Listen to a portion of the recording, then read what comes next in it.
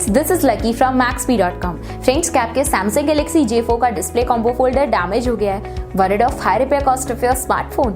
Don't worry, you can now buy high quality replacement display combo folder for your original Samsung Galaxy J4 at a very affordable price from Maxbhi.com and can fix your phone yourself at home or get it repaired by any professional very easily। जी हाँ दोस्तों, आप हमारी website Maxbhi.com से अपने Samsung Galaxy J4 का नया display combo folder खरीद के अब बहुत ही कम दामों में अपने फोन को सही कर सकते हैं। This display combo folder is a 100% genuine quality product which works similar to your original product with a perfect fit for your Samsung Galaxy J4। इस डिस्प्ले कॉम्बो फोल्डर को पहले हमारी क्वालिटी टीम द्वारा चेक और inspect किया जाता है और क्वालिटी एश्योर होने के बाद ही ये डिस्प्ले कॉम्बो फोल्डर आपको भेजे जाता है। साथ ही साथ Samsung Galaxy J4 का display combo folder Maxbhi trust replacement warranty के साथ आता है, जिससे आप श्योर हो सकते हैं कि प्रोडक्ट खरीदने के बाद आपको कोई भी परेशानी नहीं आएगी। फ्रेंड्स, Maxbhi.com पर ऑर्डर करना बहुत ही इजी और सिंपल है।